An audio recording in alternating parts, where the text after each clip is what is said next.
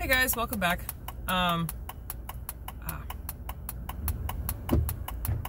when you get like a hair in your mouth? I just noticed it.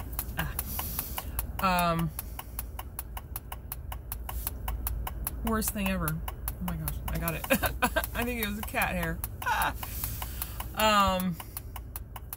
So back to my why and how. So, you know, obviously the first part of my story of getting away, I had obviously the survival aspect of it. I wanted to improve the relationship in the beginning, and there were some things that really only my spouse could work on and improve. And you know, learning how to treat me like a human being with rights and needs of my own. And I couldn't do that for him. I couldn't convince him to do that.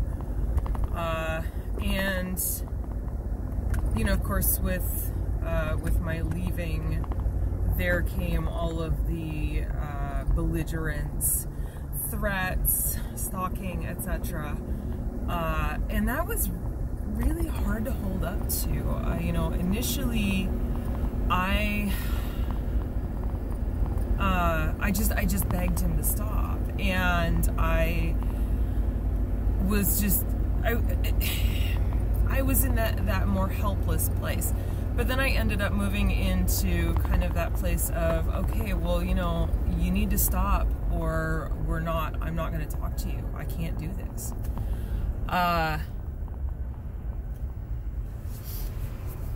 And as time progressed and things escalated on his end, I got mad. I got angry. I just wanted him to leave me alone. And he wouldn't.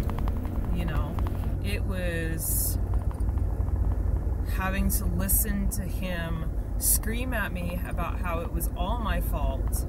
And, you know, how I was tearing the family apart, and our child was hurting and missing me, and that it was my fault, but refusing to send her to me or allow me to get her. You know, it was,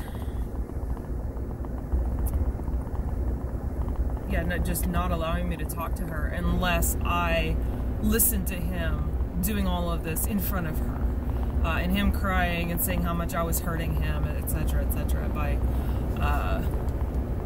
by doing the separation that actually had, you know, been recommended by my therapist and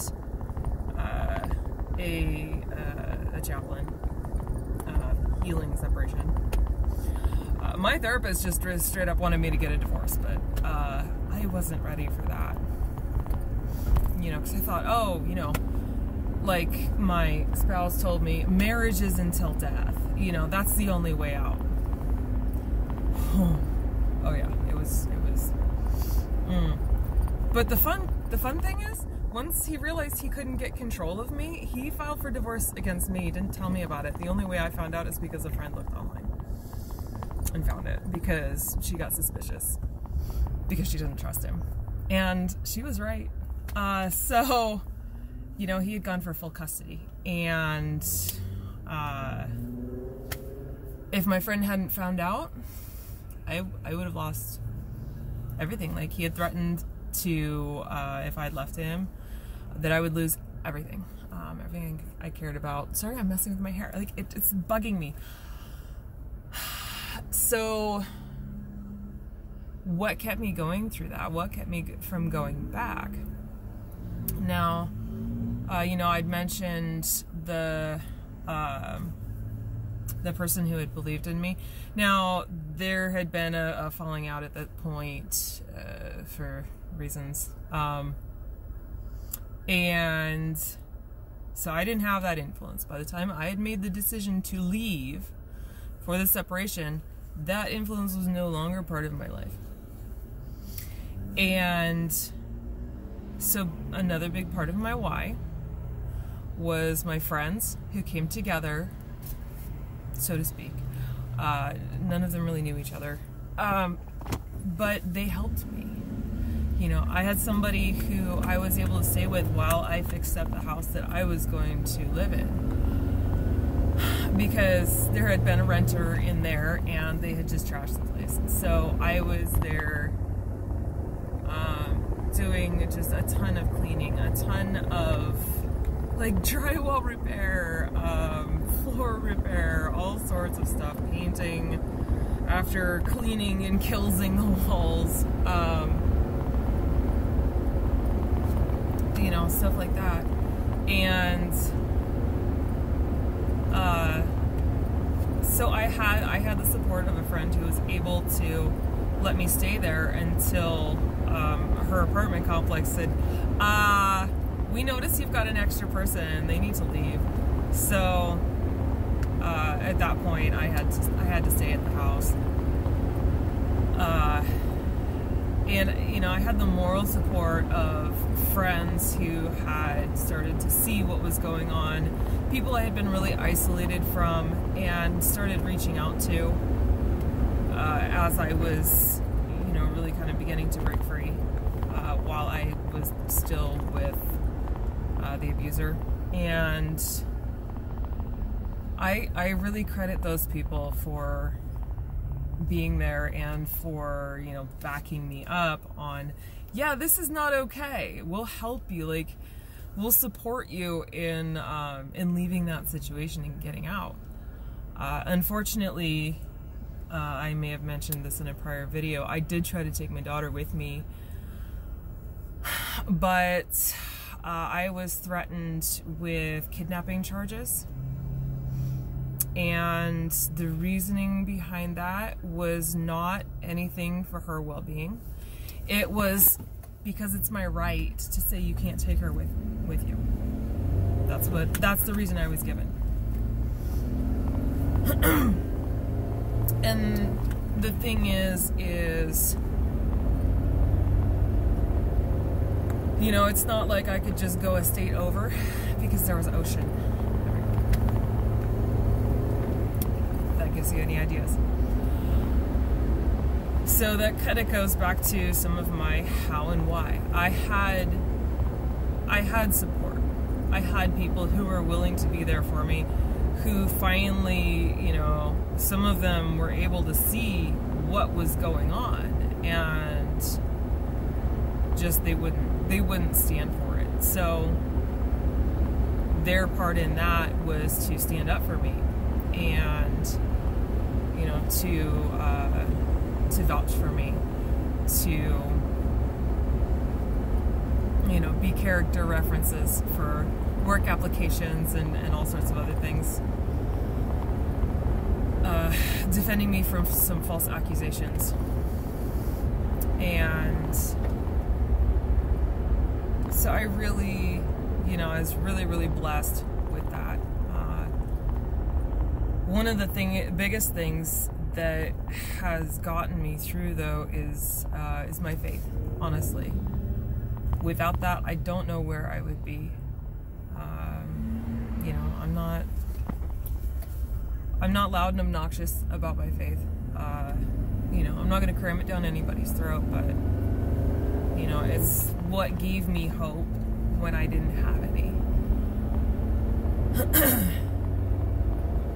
Because there were many, many, many nights when I didn't think I could do it. When I didn't know how in the world I was going to build my life from scratch. At, what,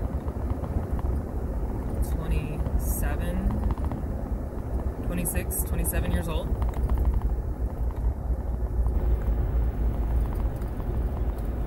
I had invested darn near everything into this relationship, and I had to leave most of it behind. And unfortunately, you know, I still don't have any access to my daughter because it's claimed that I'm a danger to her mental health. that seeing me at all causes her massive anxiety, and that, you know, she's being given the choice from, as far as I know, about 5 years old, of whether or not she wants to do the court-ordered video chats with me, because, you know, going before the court and the judge, geographically, I couldn't, especially considering the fact that I was living on a couch in a mechanic shop, I couldn't have physical custody. Logistically, it just wasn't possible, and I knew that. I knew that that wasn't a good place for her to be, and I wanted her to be in at least a physically safe environment as a toddler. So, you know, I agreed to my spouse having full physical custody for the time being, and for joint legal, with a third party that we both agree on as a tiebreaker. And that was like pulling teeth, because he wanted full legal, and then when I said no, he came back and he wanted 50-50, but with himself as the tiebreaker. No. You know, I was given full rights to visitation, as the geographical distance was huge, provided that, you know, I give her father 14 days notice. When I tried to exercise that, I was not allowed to, because according to him, I'm a threat to her. She doesn't feel safe around me. But I was her primary caregiver, and she and I had an amazing bond. She felt completely safe around me, and I can tell you that as a child development major, I can tell you that by her behaviors with me, because I listened to her, I was responsive to her, you know.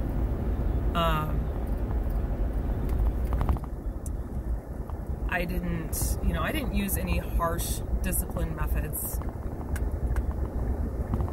but I wasn't super permissive either. You know, yeah, I was basically a single parent most of the time, but, you know, I went through the child guidance class on conscious discipline, and it's pretty much what I was doing. So, anyway, why and how? She's a huge part of my why. She's a huge part of my why.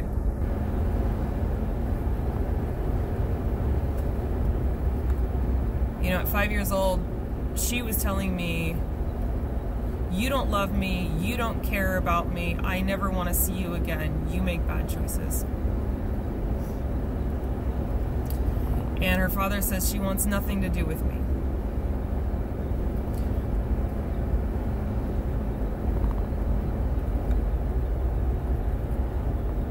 So,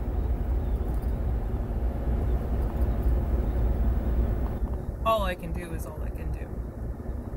You know, I can't force that. I don't have the funds to go to court, you know. Unfortunately, you know, she struggles in school.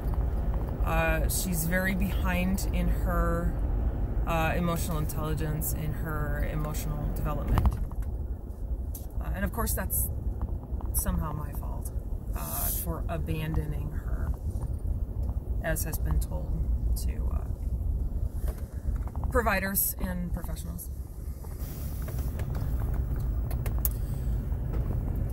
So, she's a big part of my why.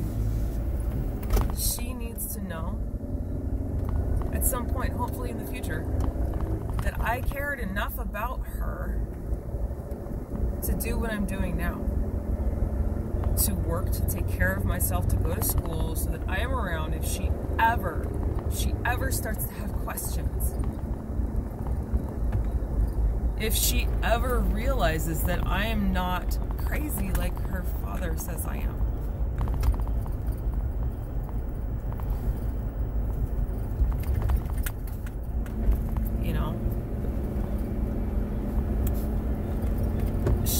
needs to know that her mother loves her. She needs to know that her mother's actually not unstable. Didn't just abandon her. I'm doing what I'm doing in order to build a life that she can come into. But I'm also doing it for myself because I need to have a life that is meaningful.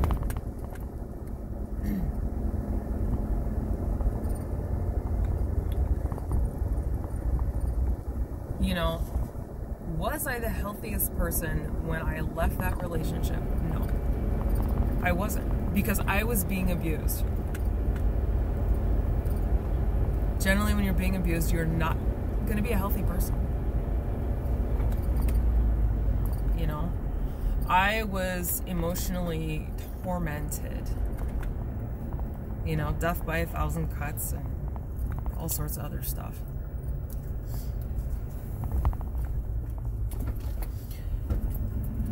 And, you know, told what my motives were, etc., etc., etc. Anyway, my why and how, let's get back to that.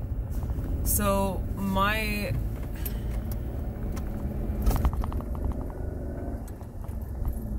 part of my why, too, is, like I said, I got mad. You know, I had some false accusations leveled at me, actually, by the person who had believed in me and encouraged me. And, you know, those accusations had some really nasty consequences for me. And I got angry. I mean, I got, like, full on mad. And that is part of what drove my survival.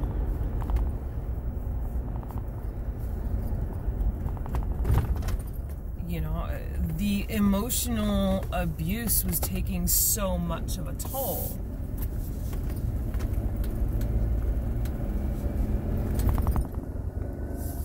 And I didn't have a way really to counterbalance it.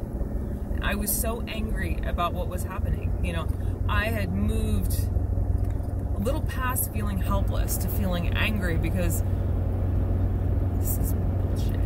You know, this is no, you know, no. So, yeah, I got mad. I got angry. But, I did not use that anger to harm anyone.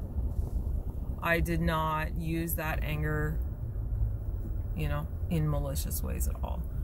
What I did is I shoveled my street, you know. I put in job applications everywhere I could. Never got any callbacks. Man. I was getting the guilt trip right and left. I was getting the accusations right and left of that I was cheating on him, that I was, you know, I was going to divorce him and blah, blah, blah, and how he needed assurances that I wouldn't, etc., etc. Claiming that this other person was saying things that they weren't saying. It just, you know, my biggest mistake, I'm not going to lie, my biggest mistake was still talking to my abuser, because he used what I said totally out of context against me. So if you've got somebody like that, stop talking to them, because they will use it against you however they can.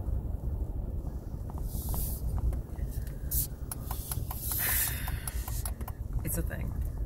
Unfortunately, it's a thing. So anyway, you know, getting angry about this stuff, it's part of it is fuel, you know. And there's a great book out there too. It's called Fear is Fuel. And my therapist actually recommended it to me, my current therapist. And it's an amazing book. I recommend it to anybody. But I've been able to tap into all of this. I've been able to tap into emotional energy that allows me to fuel my forward progress. You know, it's easy to go the direction of helplessness and hopelessness, especially when that's what you're conditioned to. But I'm going to tell you what, anger does kind of help override that. So, you know, it's only when anger, I think, is used destructively that it is not really a healthy thing. Anger is actually really appropriate in some situations. So I think this is one of them. So the point of all of this stuff that I told you about is that it pissed me off. Still does.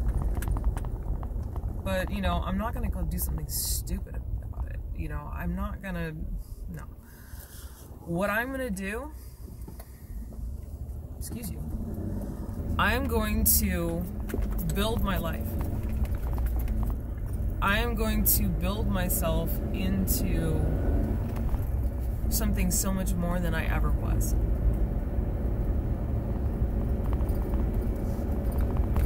I'm in the process of doing that right now. You know, that's where these long days, that's what it's for. Because, you know, I'm gonna drop the F-bomb here. Fuck the abusers. Fuck their narrative and what they want you to believe about yourself.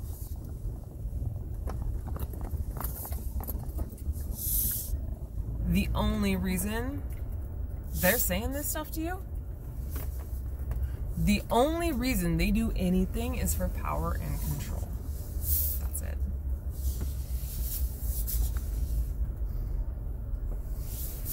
I'm going to tell you, that has nothing to do with you as a person.